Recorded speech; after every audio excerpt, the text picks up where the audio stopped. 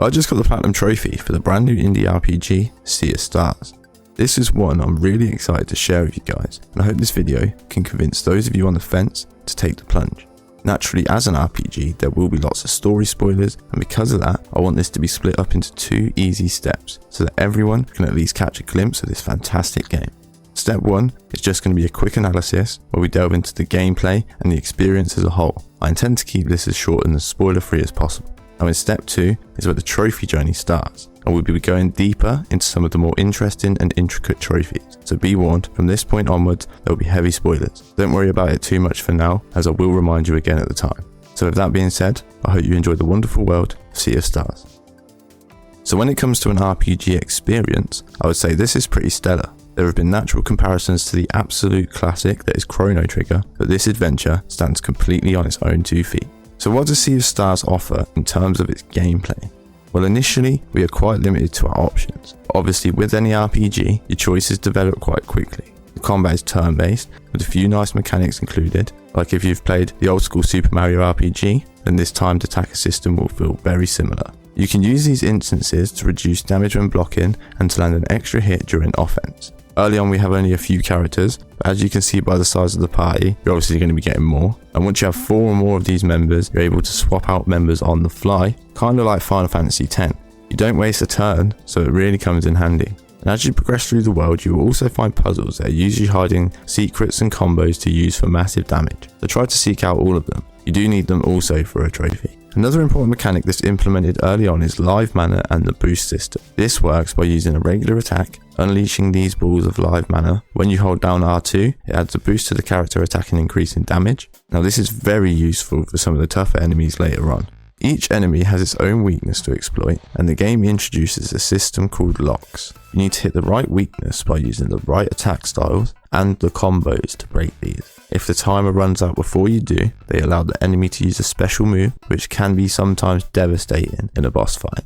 Now these locks can get longer and nastier later on, and some can be really annoying to break. There was never a time where I really struggled if I didn't break them, so don't really worry. When you level up, stats are allocated to each character, and you also only get to choose an additional stat to upgrade unique to each character. With the max level being only level 30, it slows down a lot later on. As a whole, the combat is very easy, and I would say entry level, making this a great place to start for someone new to this genre. The traversal is pretty fun, with lots of platforming and puzzles to solve, and I'm usually awful at puzzles, but I found these to be pretty easy and intuitive. That being said, there were a couple in the post game that had me sweating. Speaking of post game, how does this game handle extra content?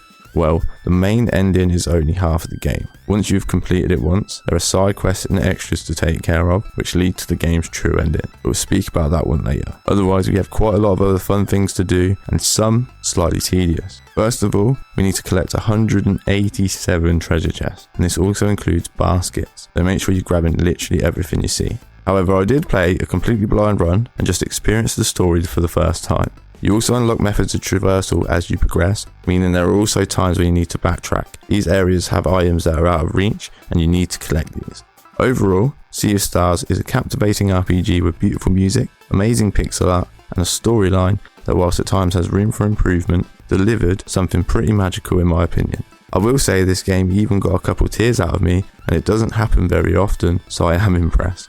This Platinum Trophy took around 40 hours with 2 playthroughs, and nothing is missable, so enjoy.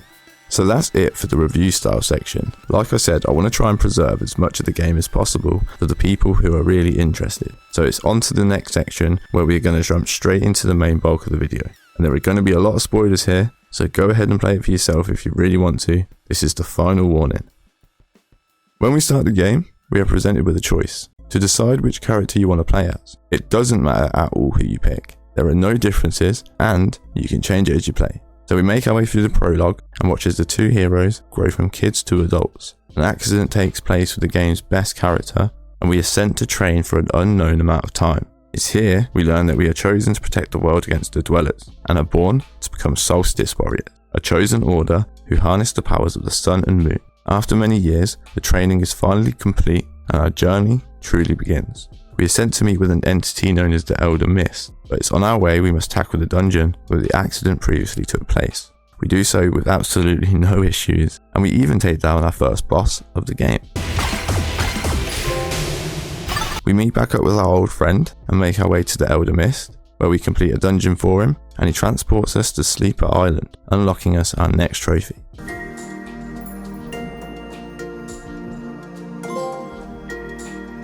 After landing, we make our way through a beautiful area, and it's here we unlock the first of our only 2 combat related trophies. We need to bounce Valerie's Moonerang 25 times in a row, and after a few goes, it came quite easy in the end. Pressing on further, we unlock the second and final combat trophy here for breaking 50 locks. Very easy.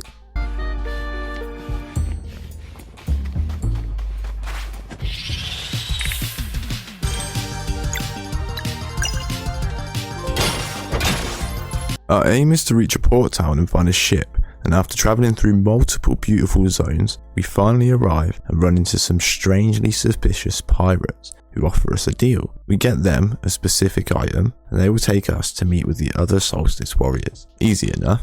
We take down the boss of this dungeon, giving us our trophy and our item.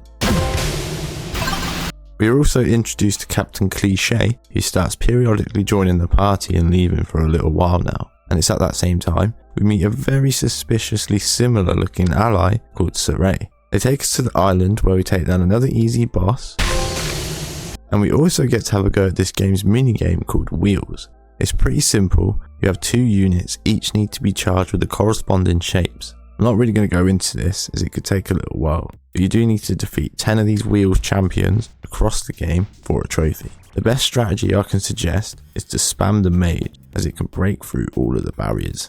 Anyways, moving on, we meet up with the other warriors, and our task is to take down the so-called final dweller. These enemies cause large-scale destruction, and if left unchecked, will become a world eater, an entity which is guaranteed to destroy life as we know it. We team up with the mentor and leader of our group, and also the 2 warriors who trained us from a young age to take down this monstrosity.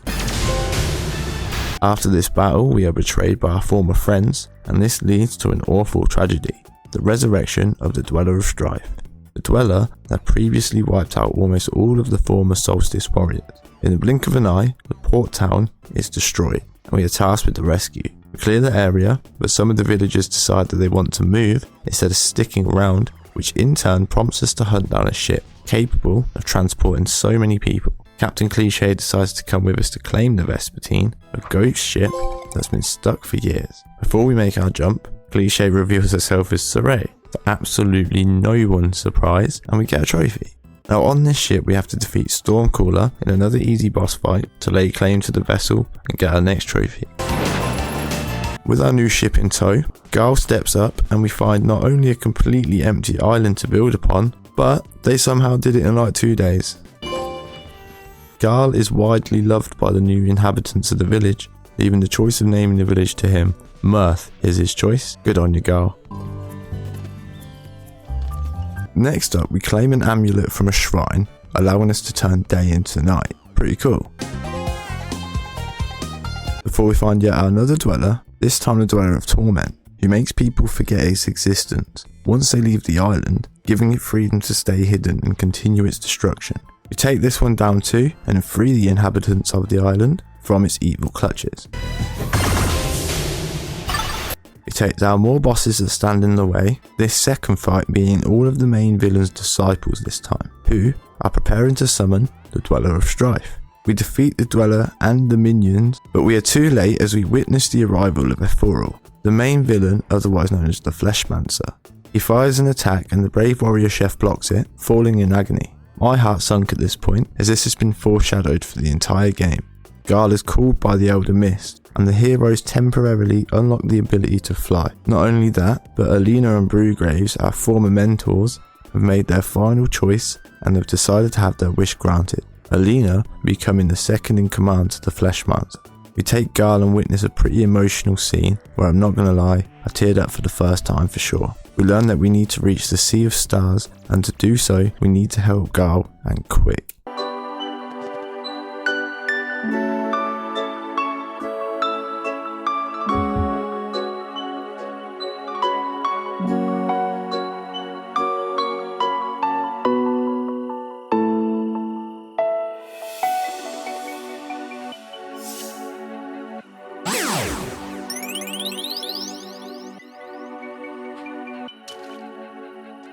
So after Garl borrows time, we have to make use of it fast and efficiently. First we travel to the Land of Giants to visit the council who could grant access to the Sea of Stars. After witnessing Garl's resolve, they agree to his idea, so the party splits off into teams, taking down various areas and gathering an item each for Garl to bake the largest loaf of bread, which he plans to use to awaken the World Serpent and ask for him to ride on his back and take his friends to the Sea of Stars.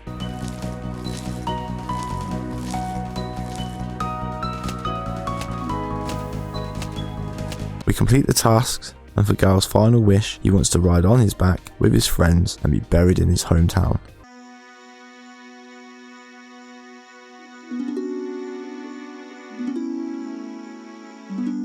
After some more absolutely heartbreaking scenes, where I cried for the second time, we know what must be done.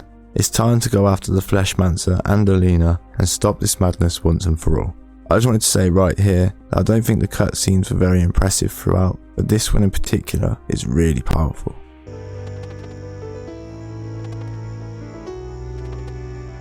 So after reaching the criteria, we return to the Giants and travel the beautiful Sea of Stars. This scene blew me away. I really didn't expect it to look so nice.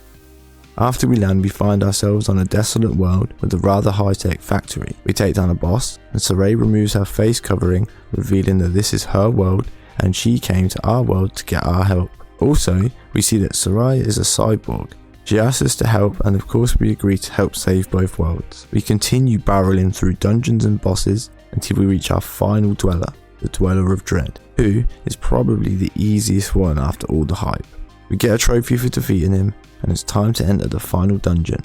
We make our way through multiple floors until we finally reach him, but instead of fighting us himself, he summons Alina, who is now transformed beyond recognition. Try as she might, she can't defeat us, and we take her down much to her surprise. And that's surprisingly how the main game ends. No fight with the Fleshmancer or nothing. I was incredibly surprised at the time. We get a quick gameplay shift to a bullet hell shooter and have to take down a World Eater. Once he is defeated, the credits roll, and that's the end of our first playthrough. Just to be clear, there is some more to this story, but I would still like to leave some things to the imagination. So with that done, we need to go for a New Game Plus run. This is for two reasons. For me, I want 100% it meticulously this time. The last time I missed a lot of chests and collectibles, so this time I followed a great Steam guide for any treasures that I couldn't find. You can easily backtrack on your main file to get all of these, but I didn't know which I had missed, so I found it easier to just track it this way. Second of all, I need to defeat 10 bosses with the Artful Gambit relic on. This reduces HP by 95%, but you can reduce damage to 1 with a perfectly timed block. Much easier on New Game Plus, as the relic also makes enemies invincible if they have locks, which is really annoying.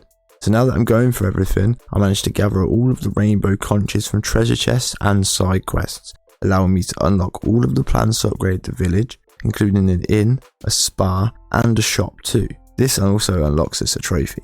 We also find all 23 fish, very easy to be found, and to be honest, very easy to fish. And about 2/3 of the way through the game we managed to get the Water Technique trophy. And then we also find the final combo, very nice. Okay, so we've reached the Necromancer's Lair for the second time. This time we have different plans. We're given side quests for each character, which you can locate at the campfire. These all lead to a boss and a piece of the strongest equipment for that character's gear. I found them all very easy, except the Gun Goddess one. For Sorey, my characters did go down a few times. Taking care of each of these gets a trophy and also unlocks a notch on this pedestal. Can you guess what happens when we manage to get them all? So with all the side quests completed, I take all of my rainbow conches and unlock the final reward for a trophy, and we listen to our final campfire story for another one.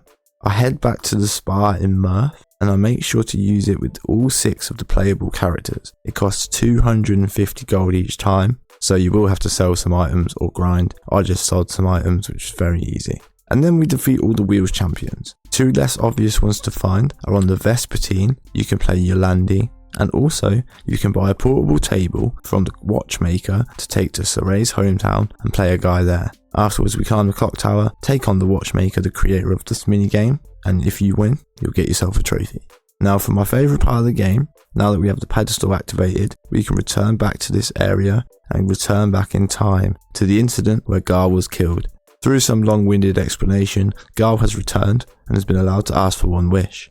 And in typical Garl fashion, he asks for a meal at the most exclusive restaurant with his friends. So with Gale back alive, thank God, we can get to work on finishing this platinum. We still have a few things left to do. We need to find the last treasure chest of the game, and also one of the rewards from Rainbow Conches is a parrot that allows you to see if you have all the items from a certain area if you're using it on the ship. So we make Gale's wish come true and have an amazing feast with everyone from the adventure. And finally, before we return to the lair, we need to complete the Pro Quiz in Lucent. These quizzes test your game knowledge and you have to answer 10 in a row to win each. There are 11 in total and you can complete them all once you finish with everything else. With all that out of the way, we return to the lair, we take on the Fleshmancer in a long and fairly easy battle. I did have to use a fair few items here and there, but we take him down, completing the game for the second time and popping the Platinum Trophy.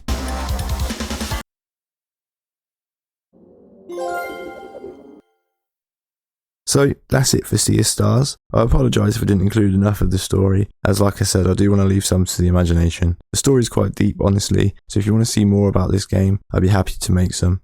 Thanks for watching, guys.